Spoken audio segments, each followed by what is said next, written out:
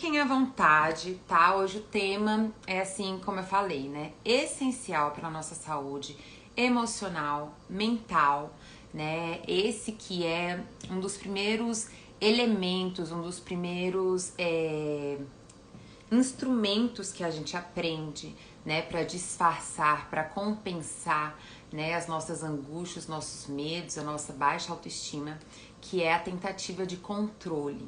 Tá? E aí eu vou explicar um pouquinho sobre o controle. Eu vou falar hoje, na verdade, até sobre dois aspectos diferentes, né, sobre a perda de controle. Vamos usar aí esse tema para explorar várias possibilidades, tá bom? E aí a gente sai hoje mais enriquecido emocionalmente, sabe? Mais enriquecido, com mais consciência, tá bom? Então eu acho que vocês vão gostar bastante da live. Fiquem à vontade para participar, para comentar, tá? O que vocês acham, se vocês se percebem aqui nos exemplos que eu vou trazer, tá bem? E aí a gente vai batendo papo.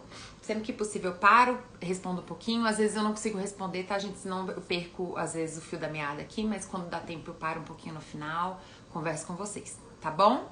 Então vamos lá. Primeiro aspecto do controle, assim, só explicar um pouquinho pra vocês quais são os dois aspectos que eu vou falar aqui sobre controle.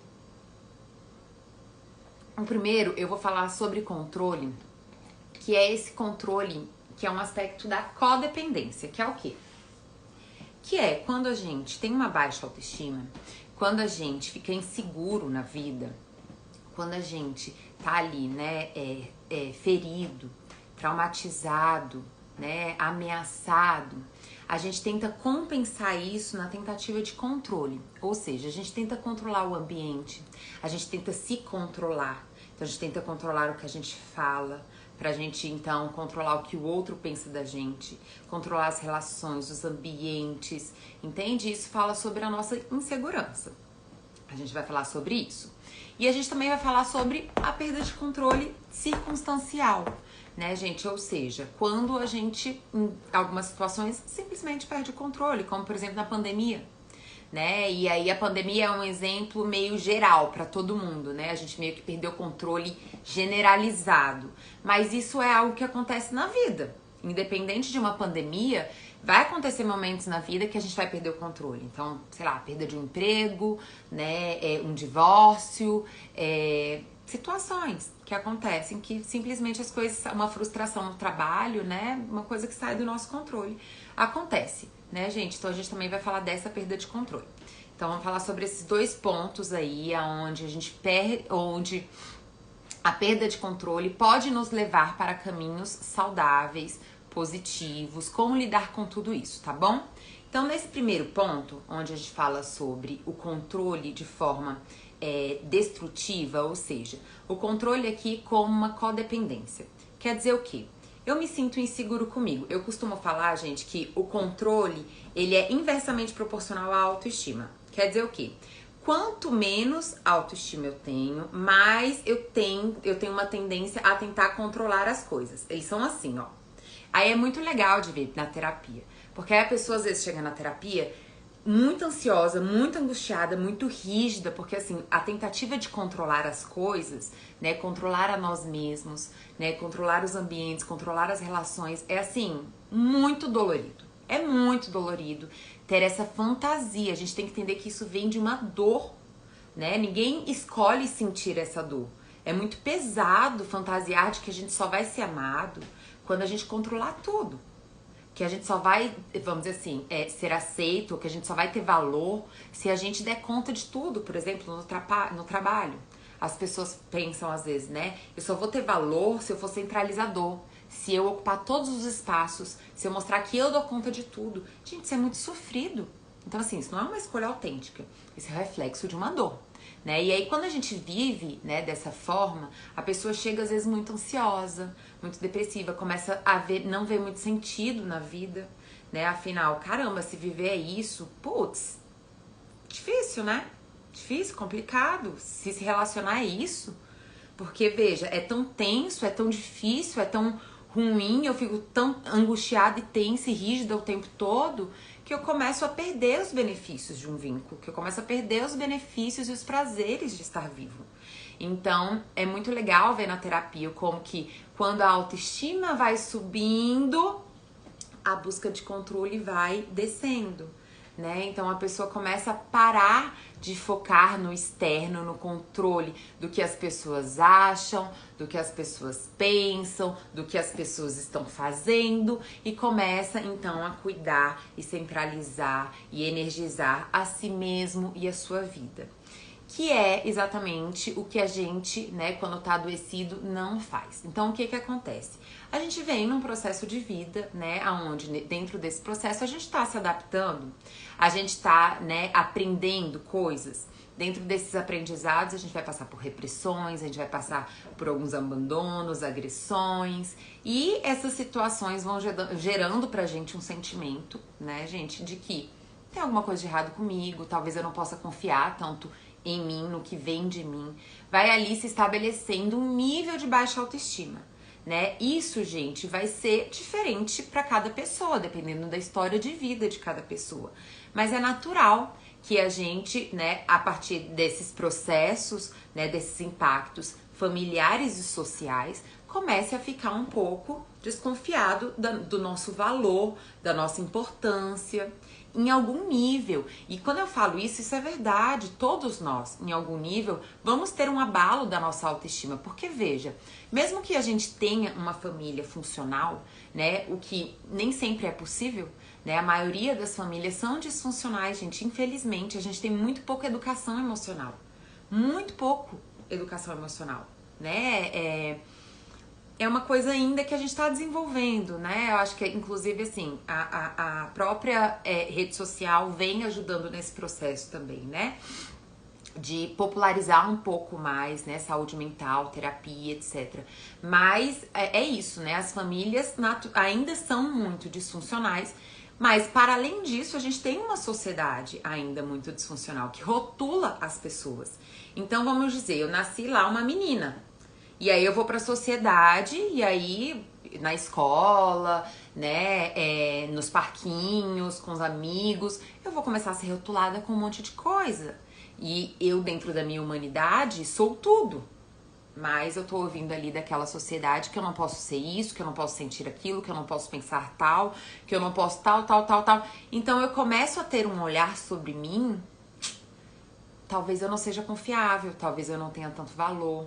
Talvez eu não seja tão importante. Eu começo a, então, a partir desses processos, essas experiências, começar a questionar essa estima que eu tenho por mim, né? Eu começo a realmente diminuir essa estima por mim e começo a, então, tentar compensar isso de outra forma. E aí inicia-se, né, o desenvolvimento de alguns instrumentos compensatórios. Então, quanto mais baixa a autoestima, mais o aumento desses instrumentos compensatórios. Um deles é o controle. Então, eu fico tentando controlar as situações. Como? Eu posso tentar ser agradável o tempo todo, né? Essa é uma ótima forma de tentar controlar. Então, eu quero controlar, né? E quero controlar o que as pessoas acham de mim. Então, eu quero que as pessoas sempre me achem agradável. Então, eu sempre digo sim, eu sempre tô disponível, né? Eu sempre sou uma pessoa muito legal. Ou eu quero dar conta de tudo, né? Eu quero controlar porque eu quero dar conta de tudo, eu quero mostrar que eu sou forte e dou conta de tudo. Então eu tô sempre centralizando tudo pra mim, né? Eu sempre tô mostrando, nunca tô pedindo ajuda, tô dando conta de tudo sozinho. A gente tenta, né, a gente buscar formas de controlar as situações, os ambientes, a nós mesmos. A gente começa a reprimir coisas, né, em nós mesmos pra controlar. Por exemplo, no Seja Forte, a gente começa a reprimir nossas tristezas, nossos medos. No Seja Agradável, a gente pode reprimir a nossa raiva, né? Emoções que a gente considere que seja, vamos dizer assim, desagradável ao outro. Então, a gente começa todo um processo de controle sobre as coisas, né? Sobre as situações. E a gente fantasia de que... Obrigada, Rodrigo. A gente fantasia, né, de que a gente tá controlando, de que as pessoas só gostam da gente, né, de que a gente só é reconhecido a partir daquele controle.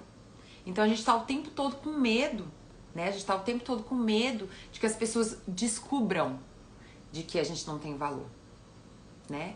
Então a gente fica o quê? Projetando a nossa insegurança nesse controle.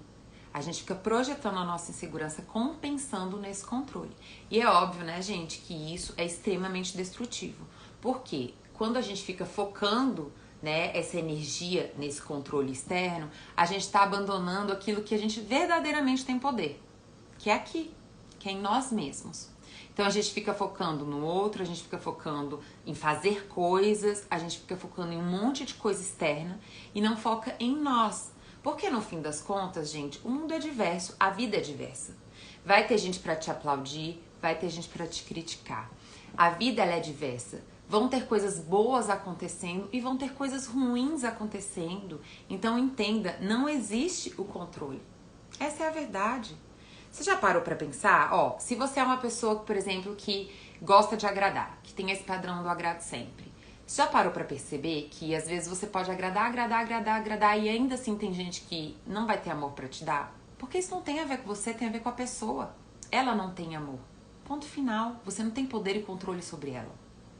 Ou se você é essa pessoa que tenta ser forte o tempo todo, você já parou pra pensar que mesmo você tentando dar conta de tudo, muitas vezes tem coisas que saem do controle e você não dá conta?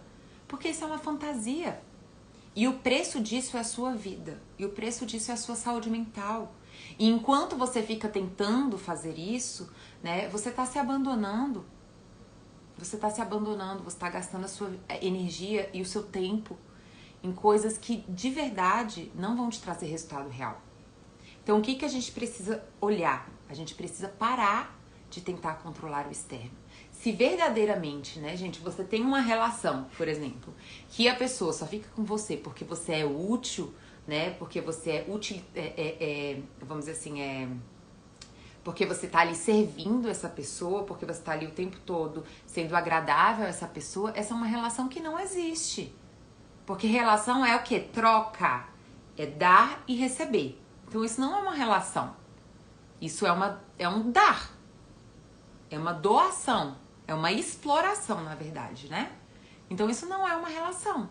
Então no momento em que você parar de controlar isso e focar em você, provavelmente essa relação vai acabar. Mas, ou talvez você apenas descubra, né, que não era bem uma relação. Entende? Então, o convite desse primeiro momento, né, da live é: vamos perder o controle. Saia do controle do externo. Foque no que você verdadeiramente tem, não só direito, mas responsabilidade, que é sobre a sua vida. Você não só tem direito à sua vida, como você tem responsabilidade sobre ela. Porque uma das coisas que acontece nessa compensação do controle é o quê? É a frustração disfuncional. Então eu fico lá tentando agradar o outro no máximo possível, fazendo tudo pelo outro para agradar. Quando o outro não faz o mesmo por mim, eu me frustro também de forma desproporcional. Porque eu tô dando de forma desproporcional e eu também vou me frustrar de forma desproporcional. Entende? Então é importante a gente entender que essa frustração desproporcional é uma responsabilidade nossa. Também é uma responsabilidade nossa. Por quê? Porque eu tô me expondo, eu tô, né, me expondo, eu tô ultrapassando os meus limites. Eu não estou me dando o quanto eu deveria me dar, né? Então, eu não estou cuidando, não estou me dando prioridade quando eu deveria me dar prioridade.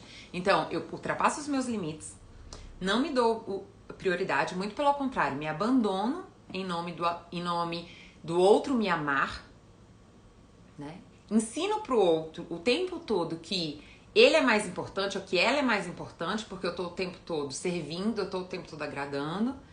E aí me frustro quando o outro não tem pra me dar, né? O que eu dou. Não vai ter, gente, não vai ter. A gente precisa ser o primeiro a nos dar. Ai, Adri, mas eu vou ser uma pessoa egoísta? Porque esse é o medo, né? O medo de quem é super agradável, né, de quem tenta controlar dessa forma, porque é um controle. E outra coisa, entenda, você não faz isso pelo outro. Esse é o que a gente chama de agenda secreta. A gente não agrada pelo outro. A gente não agrada porque o outro merece ser agradado. Isso é o autêntico. O autêntico é aquele que vai agradar quando acha que tem que agradar e vai dizer não quando acha que tem que dizer não. Aí sim, ele tá fazendo pelo outro. No momento que ele tá agradando, ele realmente tá fazendo pelo outro. Quando você faz isso pelo controle da situação, você não tá fazendo pelo outro, você tá fazendo por você. Você tá fazendo por você. Você já tá fazendo por um egoísmo, entende? Você tá fazendo por você. Você tá fazendo por sobrevivência. Só que você tá fazendo algo que é destrutivo pra você. Você não tá fazendo algo que é construtivo. Você tá só sobrevivendo. Isso é só uma fantasia emocional. Mas entenda, e isso é o que a gente chama de agenda secreta, né? Exatamente porque é aquilo que é a função que está encoberta na ação. E por isso que esse tipo de ação de controle, gente, vai exigir, gerar, né, manipulação, né? E assim como as próprias agressões, vai ter aquele controle que é o escrachado mesmo, que é aquele controle que também é uma agressão, né? Tanto quanto a manipulação, que é aquele controle escrachado mesmo, né? Não vai fazer, não vai vestir, não vai usar, não vai falar, não tem essa amizade, não tem. É tanto controle quanto, entende? Mas o controle é por nós, a gente faz pela gente. Então tem esse controle que é mais escrachado e tem esses outros, né, controles que também são tentativas de controle, né? Que também são formas de controle, né? Que às vezes são mais disfarçados, mas que estão ali como uma agenda secreta que é a gente quer sobreviver, a gente quer se sentir importante na vida do outro, a gente quer se sentir útil. E aí é muito triste a gente olhar a função que tem por trás disso, né? A gente olhar que uma pessoa se sente tão inferior, tão pra baixo, né? Que ela precisa então estar o tempo todo agradando pra sentir que só assim ela merece ser amada, né? Ou ela precisa estar o tempo todo se abandonando pra estar olhando e cuidando do outro, ou ela precisa estar dando conta de tudo o tempo todo, né? Ou seja, ela nunca se dá o direito de não dar conta das coisas, ela nunca se dá o direito de pedir ajuda, de não saber as coisas, senão ela é burra, senão ela não tem valor, né? É muito duro, é muita dureza, né? Por trás disso. É muita fragilidade que tem por trás disso, é uma ferida muito grande que tem por trás disso. E essa ferida precisa ser cuidada. Então, por isso que lá nos stories, quando eu convidei vocês para a live de hoje, eu falei: existe uma perda de controle que é extremamente saudável, que é exatamente essa. A gente precisa parar de olhar para o externo, né? Parar de tentar compensar a nossa baixa autoestima no externo e encarar a nossa ferida, olhar, né, olhos nos olhos para a nossa ferida. Por que eu falo olhos nos olhos? Porque, veja, o fato da gente não ver a nossa ferida não quer dizer que ela não existe. Ela tá aí. Ela que tá, na verdade, né, te encaminhando a ser agradável o tempo todo, a ser perseguidor e controlador, ou a tentar ser forte a esses movimentos. É ela que tá te conduzindo a isso. Isso não é uma liberdade. Isso é você sendo conduzido pela sua dor. Isso é, na verdade, um reflexo, né? É uma reação à dor. Então, o que ainda te guia é a dor. O que ainda te guia é o trauma. Percebe? Então, o que ainda tá te guiando é a dor e é o trauma. Então, você vive essa dor e esse trauma diariamente. Diariamente. Eu vou dar um relato pessoal, tá? Eu devia ter uns 17, 18 anos. Eu lembro, isso me marcou muito, assim, né, durante um período da terapia. Esse é bobo, né? Esse é meio bobo, assim, mas de muitos, né? Mas esse é meio bobo. Mas eu lembro que teve uma vez que ficou muito claro essa coisa do trauma, né, pra mim. Porque eu lembro que eu liguei pra umas 2 amigas em seguida. Eu liguei pra uma, ela não atendeu. Eu liguei pra outra, ela não atendeu. E eu sempre tive muito essa coisa da boa moça, sempre tive muito essa coisa da boazinha, né? Eu era muito essa amiga que sempre estava disponível, que nunca dizia não, né? Isso foi um processo pra mim, ser essa pessoa que coloca limites, ser essa pessoa que não tá disponível e me sentir segura com isso, né? E ainda assim sentir que tenho o meu lugar no coração das pessoas e que eu sou amada, né? Sendo eu mesma. E aí eu lembro que eu liguei pra 2 amigas, né, seguidas, e nenhuma das 2 me atenderam.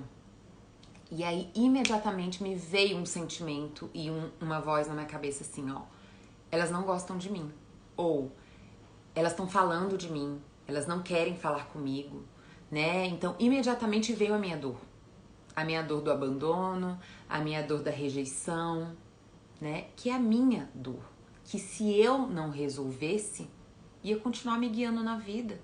ia continuar aparecendo na vida, ia continuar transbordando nas situações. Em situações que não eram reais. Imagina se fosse reais, né? Imagina se fosse reais, o quanto que eu não ia naturalizar aquilo. E aí às vezes as pessoas perguntam, né? Por que tem gente que fica em relações ruins? Porque elas naturalizam. Porque é isso que elas esperam das relações delas, né? Elas se veem de forma tão negativa e inferiorizadas que é isso que elas esperam das relações delas. Então, se eu não tivesse trabalhado a minha dor diretamente, ela ainda estaria aqui me acompanhando. É dolorido olhar para sua dor? É dolorido olhar para o que te aconteceu? É dolorido olhar para as agressões que você viveu, para as feridas e para os abandonos e para tudo? É, mas é 1000 vezes mais dolorido você ficar o resto da vida carregando isso junto com você. É 1000 vezes, porque você tá preso, isso é uma prisão. É um aprisionamento, literalmente, isso é um aprisionamento. Olhar para essa ferida olhos nos olhos te dá a chance de ressignificá-la, te dá a chance de curar, te dá a chance de abrir mão desse controle e cuidar de você. E na origem, cuidar da sua autoestima, como você se vê, como você se trata, a importância que você se dá, o valor que você se dá. Porque no fim das contas, gente, quem define isso de verdade é você. Como eu falei lá no início, né? O mundo é diverso, as pessoas são diversas. Vai ter gente para ser arrogante, agressivo, destrutivo, abandonador, para qualquer um. Eu vi um post um dia desses falando assim, né? Eu já vi mulher bonita, rica, magra, enfim, aí ele fazia uma descrição assim da multiplicidade das mulheres. Todas elas sendo traídas. A questão não é você, a questão são as pessoas. Entenda. Vai ter gente destrutiva, independente de quem você seja. Né? Se existisse uma perfeição, essa perfeição seria agredida, rejeitada e abandonada. Não tem a ver com a gente não tem o controle disso. A gente não tem o poder de controlar as relações das pessoas e a vida. Não temos. Mas a gente gasta a nossa energia, a nossa saúde nisso. E isso é uma das coisas mais destrutivas que a gente faz na nossa vida. A gente então precisa aprender a largar a mão desse controle e passar a olhar para a nossa dor, investir aqui. Que aí quanto mais a gente tiver autoestima, quanto mais a gente acolher aquela criancinha ferida, rejeitada, abandonada, desqualificada, mais a gente vai ter chance de quê? Não se importar. O que o outro pensa, o que o outro acha, o que o outro fala, o que o outro... Então a gente para de ser uma peça do meio, a gente para de ser apenas uma peça na engrenagem e a gente passa a ser único. Eu sou eu. Eu tenho o direito de escolher a minha vida. Eu tenho o direito e o dever de me fazer feliz, de me fazer presente, porque a minha vida é agora. Então a gente consegue, só a partir desse olhos nos olhos, como que eu vou mudar algo que eu não percebo, que eu não tenho consciência? Não vou. Então eu falo assim, essa é uma das dores que mais valem a pena de serem vividas, que é a dor de ver a sua ferida. Porque é a partir disso que você tá mais perto do que nunca da sua liberdade. Porque enquanto você não ver a sua ferida, você tá refém dela. Você tá refém e escravo dela. Quando você vê a sua ferida, você começa a então ter uma chance de construir um caminho na sua vida novo, de liberdade. E aí é impressionante, quando a gente se ama, quando a gente tem autoestima, quando a gente tá com a gente e não abre mão, a gente não quer controlar marido, a gente não quer controlar esposa, a gente não quer controlar situações, a gente não quer controlar amigo, a gente quer se cuidar, a gente quer usufruir das relações, a gente, por exemplo, eu vou dar esse exemplo porque é uma coisa que acontece muito. Às vezes as pessoas falam assim, mas eu morro de medo de fazer aniversário e ninguém ir. Isso é muito do medo da rejeição, né? Você não quer controlar esse tipo de coisa. Você quer fazer seu aniversário e usufruir com quem for e tá tudo bem. Você tá vivendo agora, você tá autêntico. E isso é leveza e isso é prazer. E aí você se reconecta com o prazer de estar vivo. É claro, né, gente, que isso é um processo. E isso é um processo que vai acontecer várias e várias vezes. Eu vou dar um exemplo. Antes de eu começar a trabalhar aqui nas redes sociais, eu tava ótima lá na minha vida, vivendo a minha vida, né? Vou dar outro exemplo. Antes de eu conhecer o Júlio, que é o meu noivo, eu estava solteira e eu estava bem solteira, né? Estava bem solteira, tinha algumas questões, né? Que eu ainda estava trabalhando na minha terapia, eu estava com 26 anos, né? Então, estava lá trabalhando algumas coisas na minha terapia, mas estava bem. Comecei um relacionamento. Comecei a ter que trabalhar algumas coisas das minhas dores. Que uma relação que era uma novidade ali na minha vida, né? Tinha que ser trabalhadas. Então, comecei a trabalhar ali e etc. Né? Comecei a cuidar das minhas angústias, dos meus abandonos, das minhas feridas que eu projetava na relação e etc. E fomos cuidando, nananana, e isso foi se resolvendo, né? Hoje eu tenho assim um maior orgulho da minha relação, né? De ser uma relação leve, de ser uma relação onde a gente se respeita, onde a gente é parceiro, companheiro. Tem as suas questões, mas hoje são questões bem leves e tranquilas, onde a gente num bate-papo consegue resolver, mas a gente investiu nisso. O que eu tô querendo dizer com isso é que, entenda, não é que a gente vai chegar numa plenitude perfeita, é que a gente vai aprender o processo de. Aí, ok, né? Desenvolvi isso, estava lá na minha vida, vou mexer com a internet. Decidi que quero falar mais, né? Gosto de falar com o público, gosto de falar com pessoas, adoro isso, gosto de trabalhar com grupos, né? Muitas pessoas falam, Dri, você tem que dar aula, tipo, você fala bem, você vai pro quadro, adoro essas coisas. Então tá, vou trabalhar na internet. Começou tudo de novo. Óbvio que veio um monte de insegurança, óbvio que eu fiquei um pouco travada no início, óbvio que e fico ainda em algumas coisas. E é assim, gente. E aí foi mal, foi o despertador. E a questão é, fique travado, mas tenha sempre a disponibilidade. Se você tem autoconhecimento, você sempre vai ter a disponibilidade de ir de novo em você. Aí eu lembro que lá no iniciozinho, né, tem 1 ano e pouquinho que eu tô mexendo com as redes sociais. Lá no iniciozinho eu tava com uma tendência de querer ficar me comparando com as pessoas. Eu ia, me comparava, queria... Aí eu comecei, cara, por que eu tô fazendo isso? Por que eu tô, tipo, eu tô fazendo uma coisa nova na minha vida? Se eu não colocar prazer nisso, se, né, eu tô querendo... porque assim, né, a intenção de tudo isso, né, era uma coisa tão positiva na minha cabeça, não posso deixar que isso comece a se tornar uma coisa negativa na minha vida. E aí comecei a cuidar, que angústia é essa? Por que eu tô comparando? Por que isso? Então assim, a gente tem que estar sempre com a intenção de nos cuidar, nos valorizar, ter processos, olhar para as nossas feridas, nos responsabilizar, para que a gente tenha liberdade e não fique tentando controlar as coisas, se paralisando na nossa vida, deixando de viver a nossa autenticidade e os nossos poderes pessoais, né? Então, o que eu tô querendo dizer é que isso são processos. Gente, esses processos a gente vai viver na vida várias vezes. E isso vai nos gerando cada vez mais autoconfiança. Quanto mais autoconfiança, mais a gente vai se arriscar, mais a gente vai estar presente na vida, mais autenticidade, mais leveza com as situações, com as falhas. É isso. A gente tem que ter mais leveza com a nossa humanidade. O controle faz com que a gente fique extremamente perseguidor com a gente, crítico com a gente, em alerta o tempo todo, rígido com as pessoas que estão à nossa volta, né? Entenda, isso vai ficar pesado, vai ficar destrutivo, vai ficar ruim. Obviamente vai.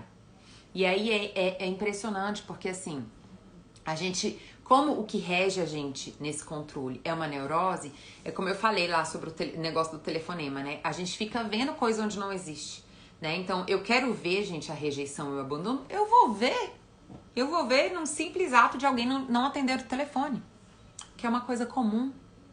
Eu vou ver, sei lá, no meu chefe não responder um e-mail, pronto, vai me despedir, tá vendo? Eu não fiz aquilo que eu devia ter feito, eu devia ter ficado mais 1 hora até tarde, eu devia ter... A gente vai ficar vendo as nossas neuroses, a replicação das nossas feridas enquanto a gente não curá-las. E aí a gente fica refém delas, tá? Então o convite é, abra mão do controle. É mentira, é fantasia, ele não existe. E se hoje uma relação se mantém, ou uma situação se mantém por controle, gente, você tá pagando um preço muito alto por isso. Muito alto por isso. E o preço disso é a sua saúde, a sua vida e a sua liberdade, a sua autenticidade, né? lembre-se, o preço alto é a sua saúde, é o seu, inclusive é o seu autoabandono, né? Porque se você tá lá à disposição, controlando tudo que tá externo, você tá com certeza se abandonando, agredindo pessoas, tá tudo errado. Então o convite é: abra mão do controle do externo, aceite as relações e a vida como ela é. Vai ter gente pra te amar, vai ter gente pra te rejeitar, vai ter gente... E aí você só tem que se responsabilizar no que você vai fazer com isso.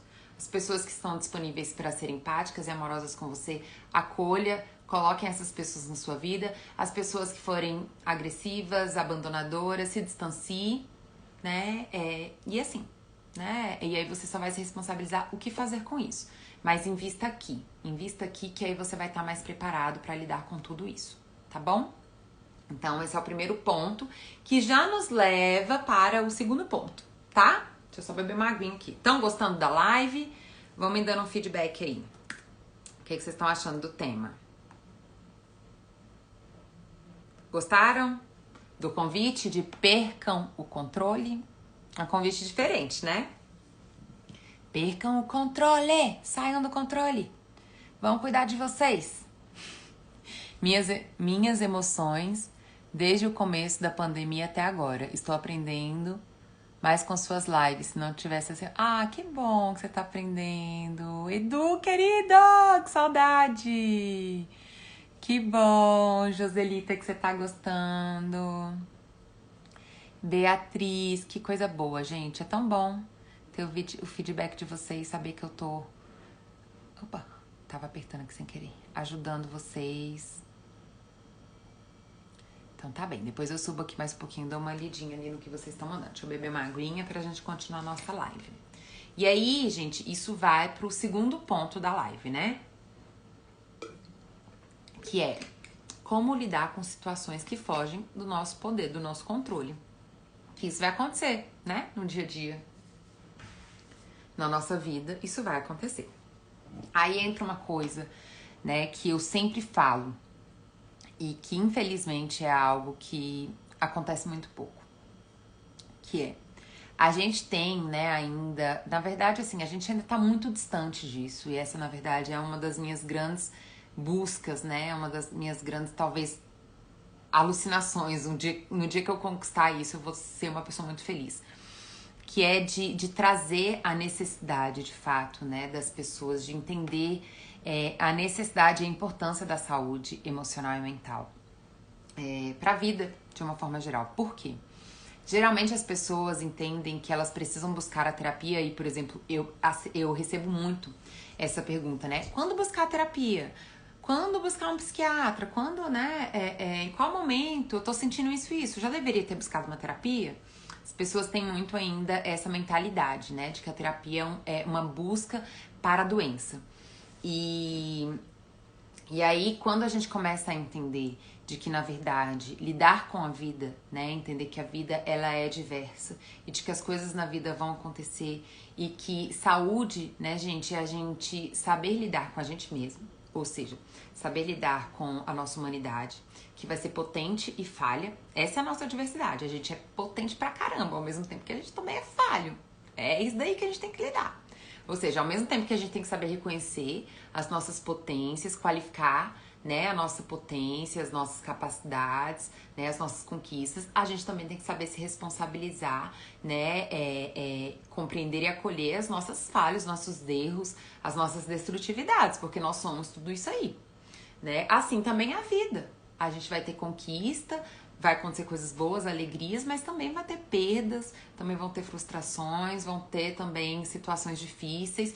E o que acontece? Muitas vezes as pessoas são pegas desprevenidas, despreparadas, né? Então, gente, o João tá falando que tá travando. Tá travando para mais pessoas? É a minha internet ou é a do João?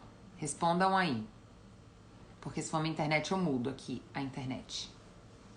Só pra eu saber, pra eu não continuar a live e travar pra vocês. Tá travando pra mais alguém, além do João? Então tá. Então deve ser lá no João. Tá. Então, olha só. Quando a gente entende de que eu sou diverso e que a vida é diversa, a gente começa a entender, então, que a gente tem que cuidar daqui, ó. A gente tem que cuidar da nossa casa. A gente não tem que esperar acontecer o pior pra cuidar da gente. A gente tem que esperar acontecer uma crise, acontecer uma coisa ruim pra gente cuidar da gente, né? A gente não tem que esperar, às vezes a coisa já tá acontecendo, inclusive, né? Porque às vezes não acontece necessariamente uma coisa ruim do nada. Do tipo, um divórcio, eu perdi o emprego, morreu alguém importante pra mim. Às vezes não acontece isso do nada, né? Às vezes a pessoa, ela vem adoecendo, ela vem no processo de adoecimento, aí, né? Daqui a pouco ela já tá tendo crises de ansiedade, ela tá já num processo depressivo grave, e aí ela vai buscar terapia. A gente tem que entender, não, que a gente precisa cuidar da gente pra gente estar fortalecido, seguro, bem resolvido. Isso é ter saúde, pra lidar com as coisas da vida. Mas, infelizmente, a gente ainda tem muito uma cultura de remediar, né? E não de prevenir, e não de cuidar. A gente tem ainda uma cultura de remediar. E aí, o que que acontece? Quanto maior, né, diante de uma crise, diante de uma situação onde a gente perdeu o controle, né? Como eu falei anteriormente. Quanto maior a minha autoestima, ou seja, quanto mais bem cuidado, quanto mais bem resolvido eu tô comigo, né? Quanto mais eu confio em mim, na minha capacidade, na minha potência, né? Quanto mais eu vejo valor e importância em mim mesmo, mais eu vou conseguir ser resolutivo, criativo, né? Mais eu vou conseguir ser, diante de uma situação de crise, tem uma palavra certa pra isso, gente, que me fugiu agora. Vê se vocês lembram.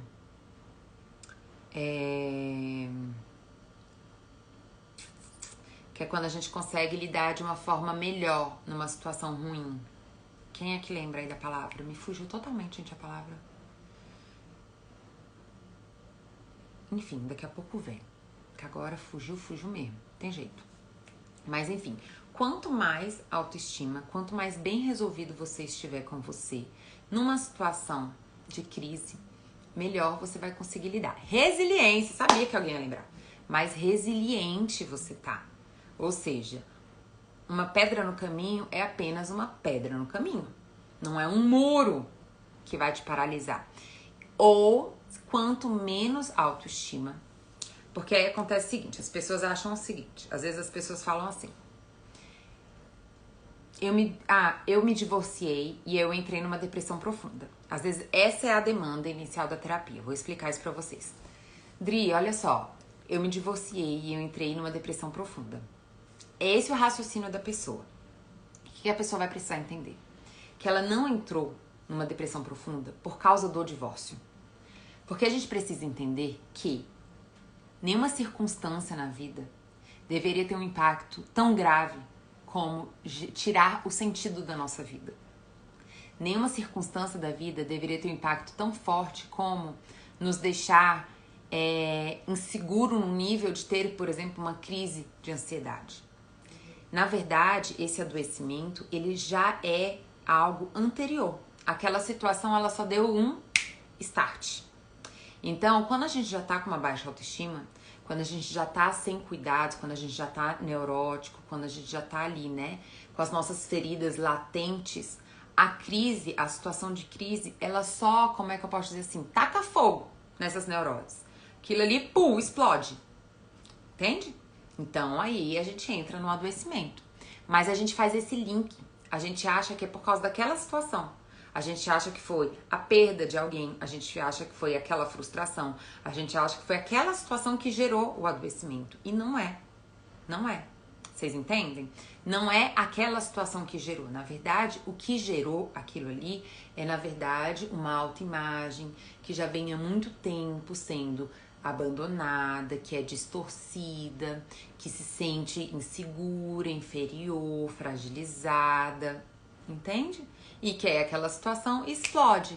O que? Realmente eu não sou boa o suficiente, realmente eu não tenho valor, realmente, sabe? Aquela situação ali, por exemplo, no caso do divórcio, né? Vamos dizer que o cara traiu ela, o cara divorciou, pediu divórcio, explode todas aquelas neuroses, todas aquelas dores que não foram resolvidas. Então, as pessoas confundem e acham que foi aquela situação que ela perdeu o controle, aquela crise que gerou aquilo. Isso aconteceu muito agora na pandemia, né, gente? Tô tentando arrumar um fio rebelde, pronto. Isso aconteceu muito agora na pandemia. né? As pessoas colocaram muito óbvio, né, gente, que a pandemia em si, ela sim, ela gerou muito medo. Isso sem dúvida nenhuma, ela gerou muito medo. Mas muitas pessoas colocam todo o peso, né, de um adoecimento na pandemia, né? Ou seja, eu fiquei muito depressivo, eu fiquei muito adoecido por causa da pandemia. Provavelmente não. Provavelmente não. Porque senão todo mundo teria ficado, né? E muitas pessoas ficaram resilientes, muitas pessoas encontraram soluções emocionais, né? Pensamentos, atitudes, resoluções para conseguir lidar com essas situações. Mas a pandemia pode sim ser, né, gente, um grande agente de inflamação às nossas neuroses, né? Ao pessimismo, né? Ao medo, aos medos, às inseguranças. Sim. E aí aquilo explode. E por isso que eu falo, a gente tem que se cuidar hoje, aqui agora. A gente tem que esperar adoecer para alguma coisa. Você já merece se cuidar hoje, você já merece se cuidar agora. Entende? Entenda que você não vai cuidar da sua saúde só quando você tá doente.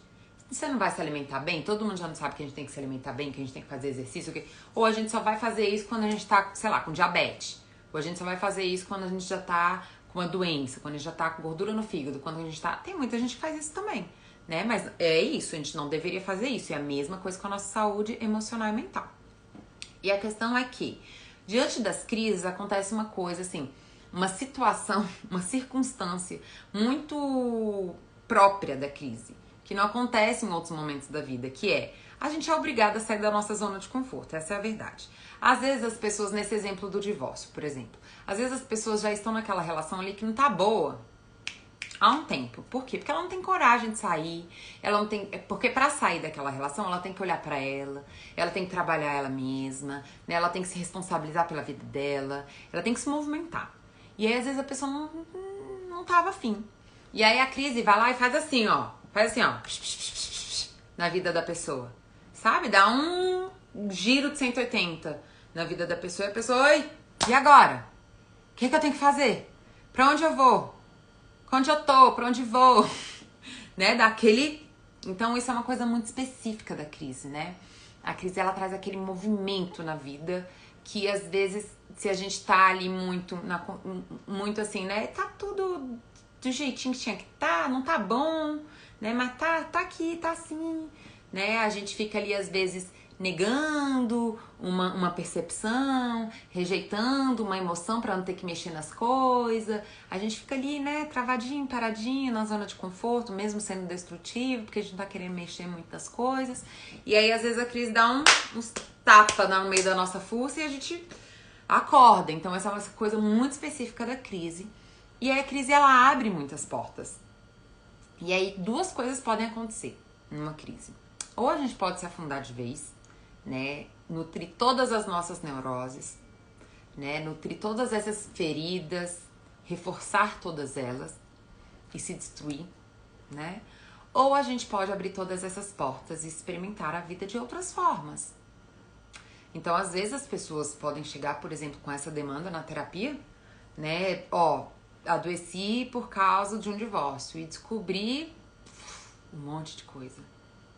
Descobrir elas mesmas, descobrir como elas participaram das coisas ruins da relação, se empoderarem delas, começarem a ter hobbies, viajar, ter amigos, fazer coisas novas, curar coisas da vida, história de vida, enfim, fazer um revertério na vida, né? Então a crise, ela tem muito essa especificidade, né? Ela tira de fato a gente da zona de conforto, né? Não que a gente não possa, né, sair da zona de conforto sem crise. A gente pode, com certeza pode, tá, gente? Mas eu tô falando que essa é uma coisa muito específica da crise, né? Ela obriga a gente a sair, né? E é a questão que tem muita gente que ainda assim resiste, né? E se destrói muito com essa resistência. E tem muita gente que topa. Deixa eu então buscar um novo caminho aqui. Deixa eu então ver outras possibilidades. Deixa eu então tentar enxergar as coisas de outra forma, né? E aí, quanto mais autoestima a gente tem, mais a gente vai conseguir ser resolutivo, mais resiliente a gente vai ser nesse momento, né? Pra conseguir, então, descobrir novas possibilidades, se experimentar de outras formas, né? E se ampliar na vida, porque isso vai acontecer diversas vezes, né, gente? Quantos relatos a gente não tem, né, de pessoas que às vezes perderam um emprego e começaram um negócio a partir dessa perda de emprego e, tipo, explodiu, né? Virou um grande empreendedor, uma grande empresa, Então, assim, é isso. Quantas pessoas que às vezes não queriam se divorciar, divorciaram, e aí quando foi ver, né? Nossa, depois de um tempo, foi a melhor coisa que aconteceu na minha vida, eu tava acomodado, melhorei, nananã.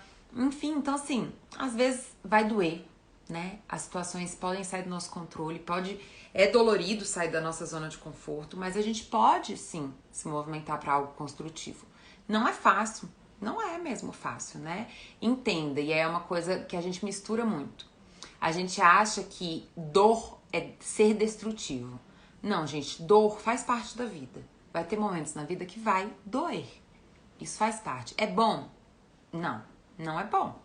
Não é agradável dor, né? A dor não é agradável, né? Mas dor não é destrutivo. Dor é um alerta de que algo importante aconteceu e está acontecendo e você precisa ter alguma atitude sobre aquilo para resolver essa dor, né? Então, qual vai ser essa atitude? Essa é a grande questão. Vai ser uma atitude que vai te destruir mais ou vai ser uma atitude que vai te ajudar a crescer, né, a amadurecer com essa situação? Essa é a nossa responsabilidade. É aí que a gente precisa investir, ter intenção de energia, ação e movimento, né? E aí verdadeiramente investir energia nisso, né? Porque aí a gente tem muito poder, né? Sobre a nossa própria vida a gente tem muito poder, muito, né? Se você ainda não confia nisso é porque você ainda não experimentou seu poder pessoal, porque tem. Se eu tenho, você tem. Se outras pessoas têm, eu tenho, você tem. Porque a gente é igual, enquanto essência somos iguais. A gente só precisa ter intenção de descobrir. Eu posso dizer por mim, né, que eu investi muita energia, muito tempo, né, na minha autodescoberta, na minha terapia, e ainda invisto. A gente precisa ter intenção e responsabilidade para isso. Não dá pra gente ficar ali jogando a responsabilidade no outro, né? Ficar comprando a fantasia de que alguém vai resolver isso pra gente, porque não vai.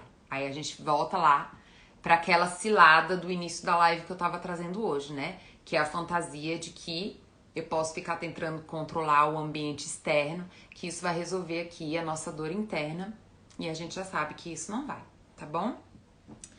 Então, gente, eu queria terminar com uma frase, né? Que eu não comecei hoje. E eu queria terminar com essa frase pra terminar com essa inspiração, né? Que é uma frase que eu gosto bastante e que fala exatamente sobre a gente conseguir ver algumas oportunidades diante das dores, né? Porque a dor, ela realmente não é algo agradável, mas pode ser algo que gere crescimento, tá bom? A gente precisa realmente distinguir essas duas coisas, não ficar unindo dor, né, à destrutividade, tá bom? Já tá acabando. Já estamos aqui a 50 minutos. Vocês estão gostando da live? Gostaram da live? Ajudou vocês? Entenderam a questão do controle, né, da perda de controle? Então lá no primeiro momento eu falei um pouquinho sobre a perda desse controle codependente, né, que é tão importante. Nesse segundo momento eu falei um pouquinho sobre a perda de controle circunstancial na vida e como lidar com isso. Então espero que vocês tenham gostado, tá, gente, da live. Vai me dando aí um feedback. E vamos para a frase. A vida está cheia de desafios que, se aproveitados de forma criativa, transforma-se em oportunidades. Essa é a frase que eu quero terminar, né? Veja, isso é uma habilidade, né? É uma habilidade. A gente conseguir transformar, né, a dor em oportunidade, as crises em oportunidades, os desafios, né, em oportunidades para inovação, para novas coisas, né? Não que isso, gente, vai acontecer do dia para noite, porque não vai. Isso é romantizar a dor, né? Isso é o processo, é confiar em processo. Quando você vive isso uma vez, você confia que vai conseguir fazer isso de novo e confia de novo, até que você começa a não ter mais medo de não conseguir. Você simplesmente confia de que tá tudo bem, vai dar tudo certo, né? E esse é um processo que a gente vai conquistando na vida, mas precisa se iniciar, tá bom? E abram mão do controle externo, cuidem de vocês, invista seu tempo, sua energia em você, para que você seja uma pessoa melhor para você mesmo, para as pessoas que estejam à sua volta. É nisso que você verdadeiramente tem poder. Essa é verdadeiramente a sua responsabilidade e o seu direito de estar presente, existente na vida, né? E não apenas ali replicando a dor, né? E não ali apenas escravo dessa dor, né, que precisa ser resolvida, que precisa ser cuidada, tá bom? Um beijo no coração de todo mundo. Amanhã a gente tá aqui de novo, 8 horas da noite. Espero todos vocês, espero que vocês tenham gostado. Gente, só um aviso antes de terminar. Quem ainda não faz parte, tá? Lá do grupinho, da comunidade da Dri, lá no Telegram, já convido todo mundo pra fazer parte. Quem for lá, quem quiser, tá aqui no linkzinho da descrição da bio aqui do meu Instagram, tem o link, tá, do Telegram, e também lá nos stories, quase todo dia eu posto o convite lá pra vocês fazerem parte, porque lá eu tô sempre lançando materiais exclusivos, quiz, indicação de livro. Hoje mesmo eu fiz indicação de livro, indicação de filme, sempre mando alguns vídeos selecionados lá do meu canal pra vocês, sobre os temas, pra vocês assistirem, além de eu sempre mandar vídeos, né, que eu mando só pra lá, tá bom? Então, uma comunicação a mais que a gente faz por lá, tá bom? Eu mando também sempre os resumos dessas lives aqui que vocês assistem toda segunda e terça, tá bom? Então, vão lá fazer parte do grupinho que vocês vão estar recebendo mais material. Um beijo no coração de todo mundo, obrigada por todo mundo que ficou até aqui. Essa live, gente, eu vou estar subindo amanhã, tá bom? Amanhã ela já tá lá no canal do YouTube. Um beijão, até mais!